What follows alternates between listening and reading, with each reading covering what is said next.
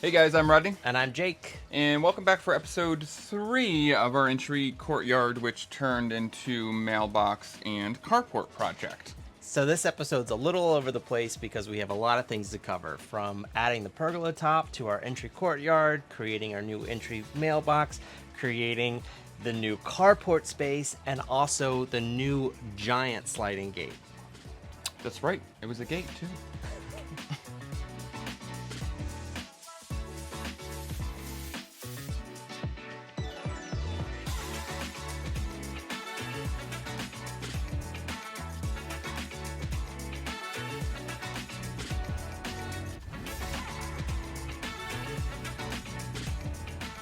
So this wood is not just for a mailbox, we're also extending this pergola. This is our entryway, and we're gonna have it extend all the way over to here so that it gives lots of extra shade all the way to here. Covers this area, gives a little more privacy with these windows.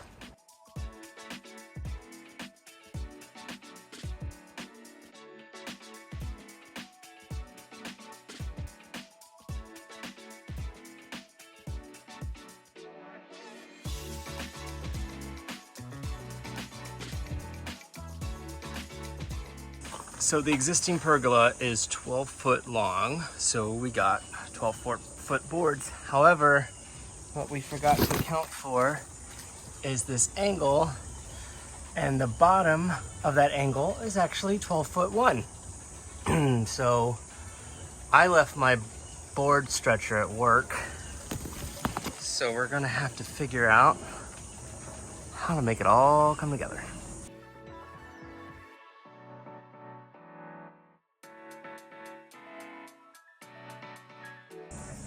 Good news, it's basically fine.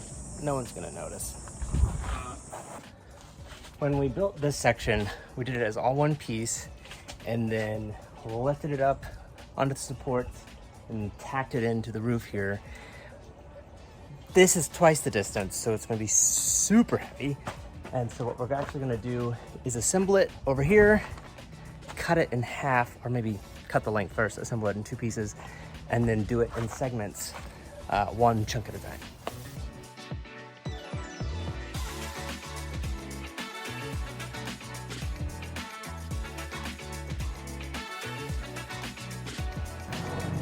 To make things a little bit easier on ourselves, we're painting the...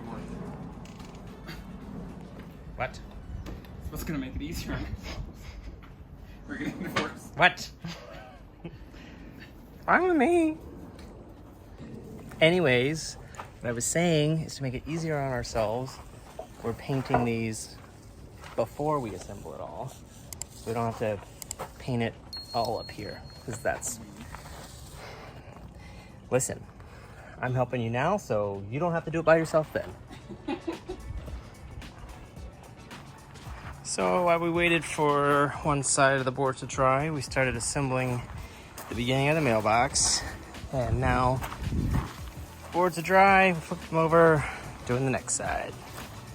So our original mailbox was just a kind of a standard mailbox on a pole situation, and when we created the fences, we realized that the mailbox didn't really fit the vibe anymore, and so impromptu, we created a new mailbox tower.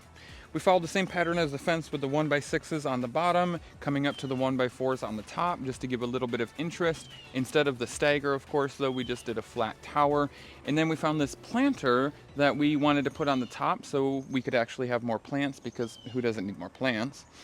And the rest of the design just kind of came out of building it as we were going. There was really no plan for it.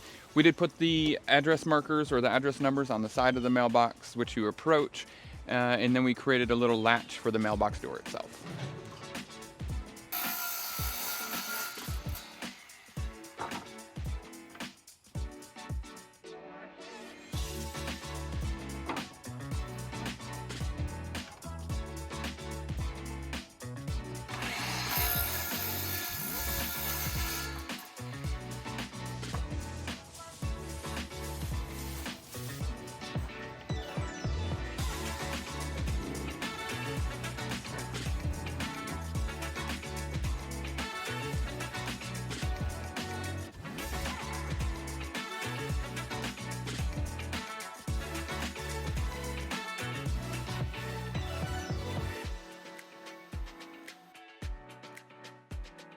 Now that all the wood is painted in our classic ebony fields, we are ready to assemble each section for installation.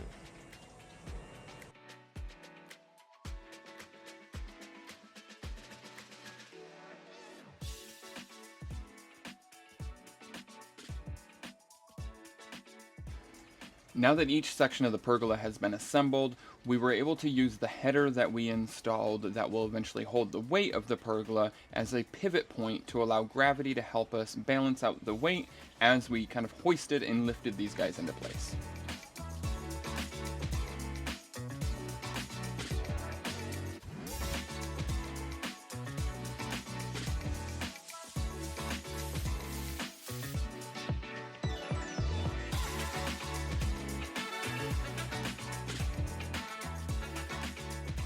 Day 2, we have to finish assembling the pergola pieces, get them up, get them mounted.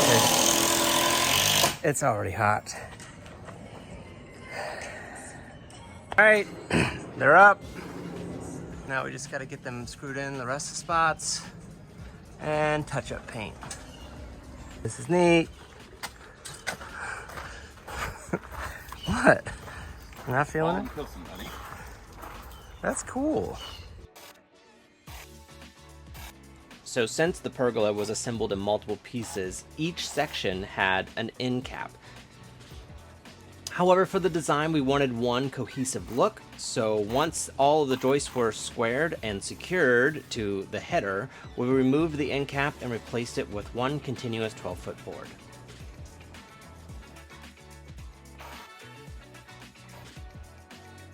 Now we gotta paint. And we should be done.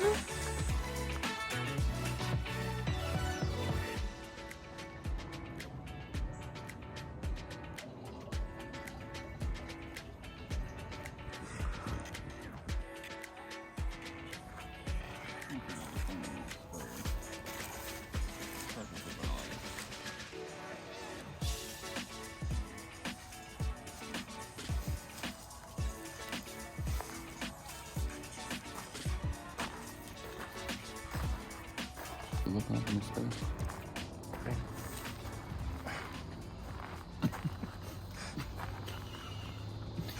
Okay. This is a mailbox. This is where we receive mail. This is what we built.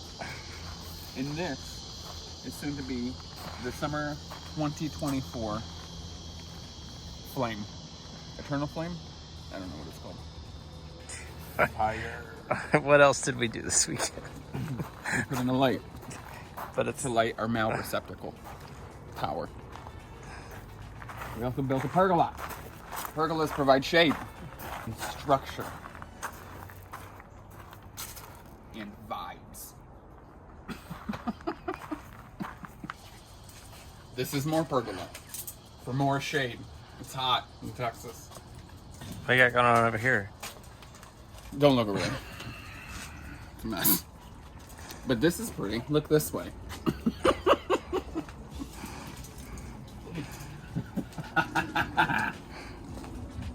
It's too warm.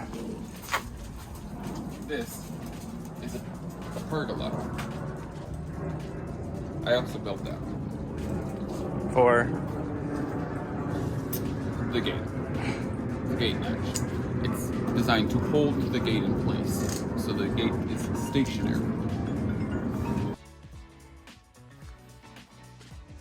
And now that construction outside of the fence is all completed and the mailbox is all wrapped up, it's time to add accessories. And we all know for us, that means more plants.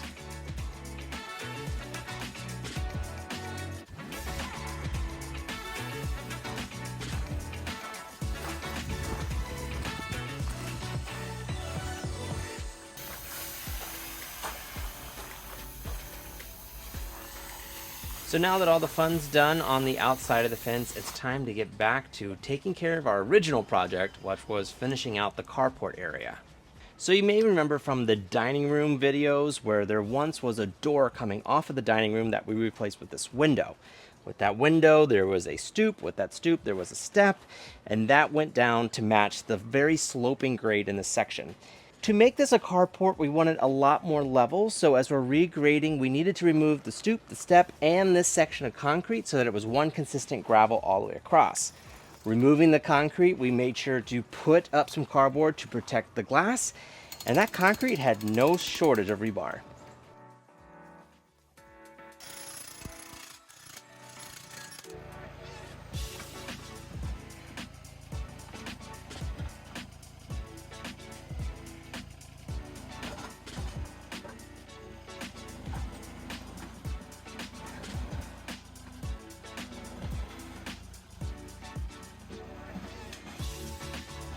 So in planning the carport space, there was a significant amount of grade. Like Jake mentioned, coming out of the dining room door, there was already a stoop with 2 steps. But by the time we got to this point, which is about 30 foot from the front there, it's almost a full 2-foot difference. So it's about a 22-inch grade difference. So we had to get kind of creative on how we were going to create a level enough space for parking, but keep enough grade that the water could still flow freely through the surface here. We ended up reusing some blocks that are 2 foot by 2 foot by 4 foot wide solid concrete. They're typically used to divide up like soil bins and things of that nature in gravel and soil yards. And we used about 9 total to create a large L shape. On the far end, as we went up the grade, they actually dug into the grade to be almost level at the top. And then on this side here, we poured a small concrete retaining wall, which then allowed us to build these steps off to get down to the lower grade. In that meant we had a large void on the inside, so we did have to fill that space. We did take the opportunity to kind of use all the concrete and such that we pulled out from the removal of that stoop and the little concrete pad up at the top there, and placed that in the hole, and then on top of that filled in with some road base.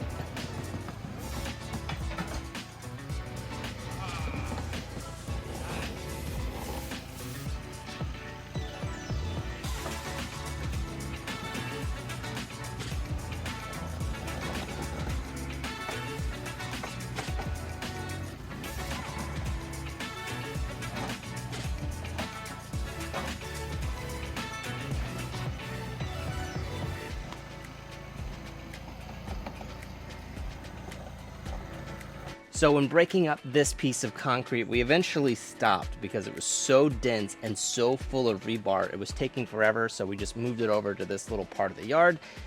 However, we kind of like it and might end up doing something with it. One theory is we could turn it into a fountain or some sort of lit statue in the front yard. Haven't quite decided, so if you have any ideas, share them in the comments.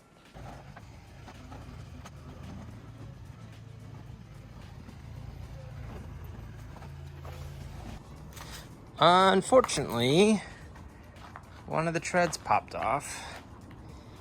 Actually, already happened, and we got it back on, but then it popped off again, and it ripped.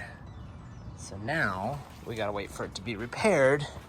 In the meantime, we have these giant piles of dirt and gravel just sitting in our driveway that makes it impossible to close our gates. Yeah.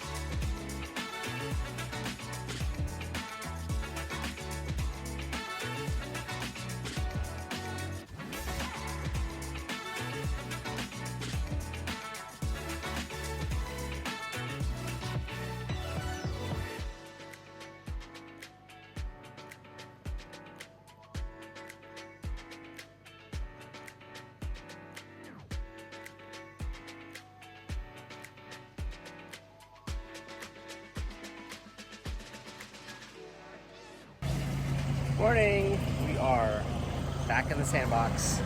Last night Rodney got most of the soil or the road base moved. Today we gotta finish it out, tamp it down, and get the gravel in.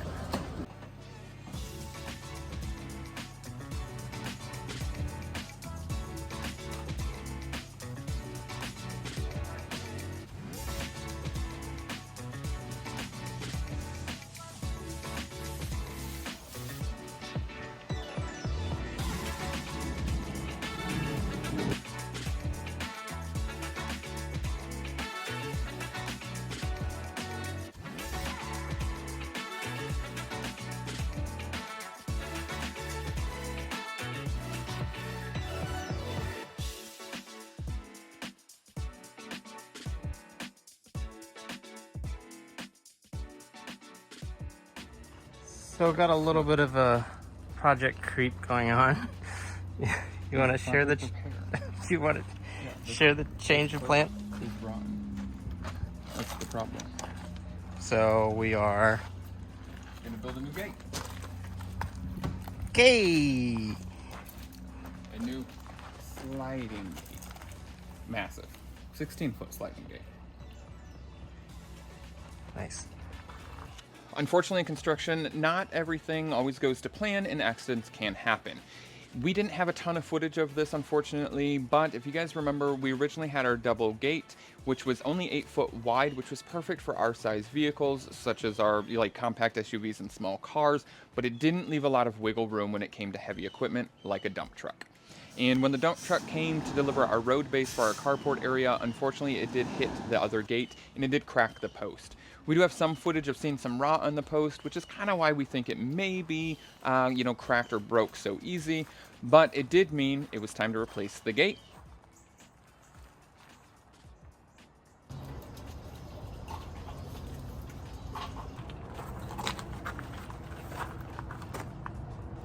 What do you think? Something. Yeah. Yep, it feels like a Rodney and Jake project.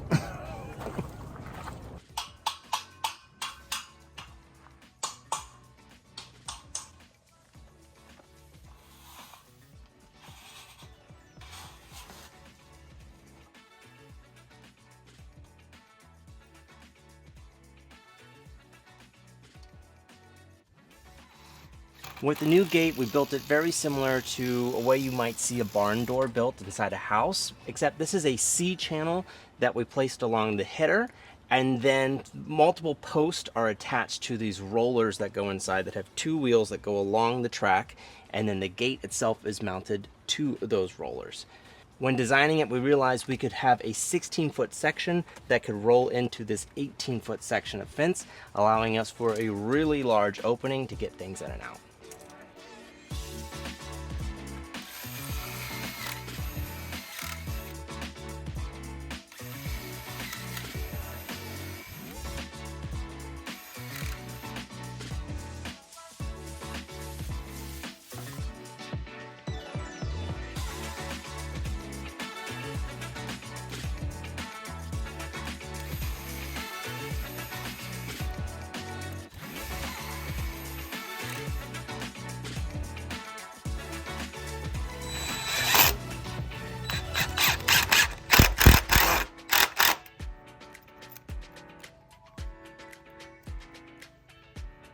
Now, because the hardware we were using is basically a commercial grade or industrial grade barn door kit, we wanted to build the gate frame itself very similarly as you would to a barn door.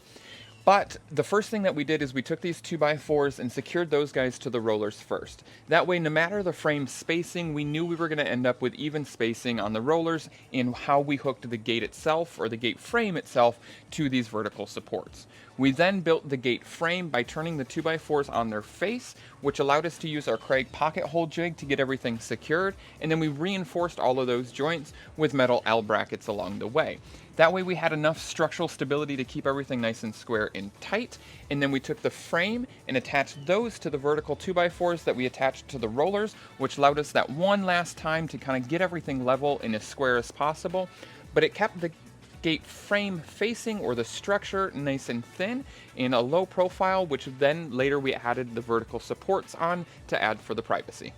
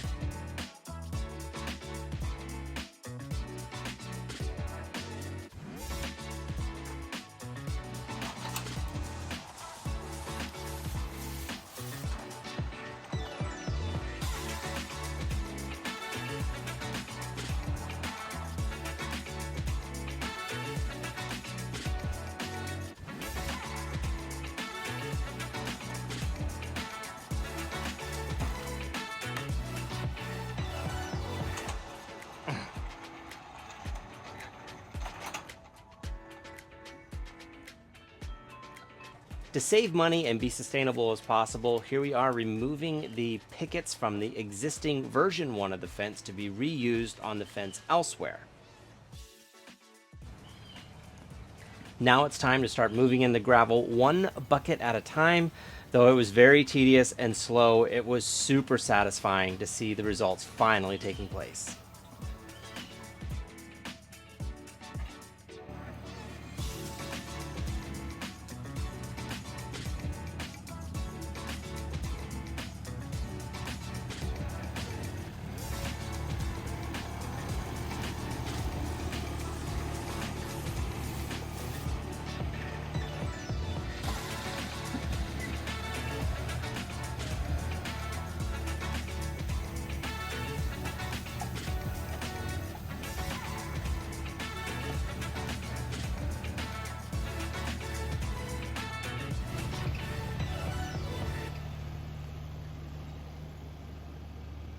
So when designing this gate, we thought we might add a little architectural or design detail to break up the monotony of the fence and give a little pop of interest. We had these IKEA shelves, they're originally greenhouse shelves, that we thought would work really well for this. We spray painted them a brassy gold and then set them in the fence. However, once it was implemented, we realized it was not quite the look we were going for, so instead of debugging this whole situation in the heat of the summer, we decided to fence over it and come back to it at a later time.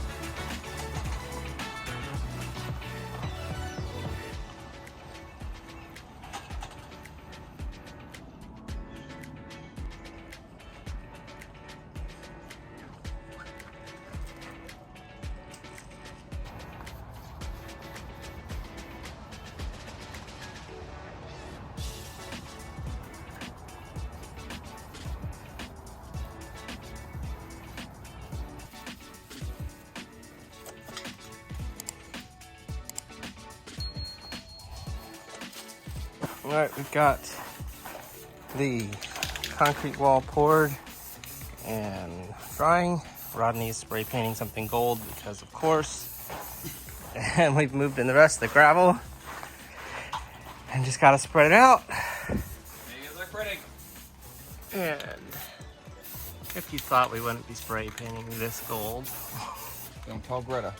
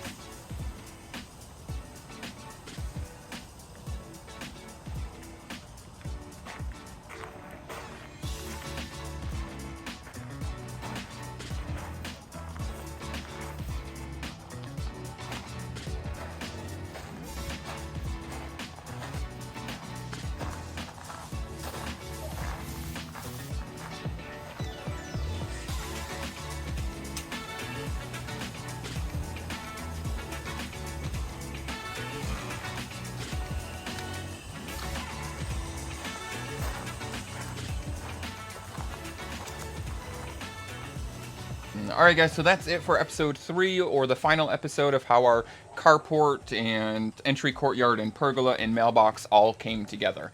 If you guys liked this video, be sure to go check out episode 1 and 2. And while you're at it, make sure you check out our other videos on our YouTube channel and like, comment, subscribe, and hit that little bell icon so that you're notified when we post a new video. Also, make sure you check us out on our other social media channels. It's at Rodney and Jake on both Instagram and TikTok. You can also check out our website, rodneyandjake.com, where we have merch as well as blogs that go into more detail on some of these projects. And as always, we want to say thank you guys for following along, and a huge shout out to all of our members. We'll see you guys next time. Later.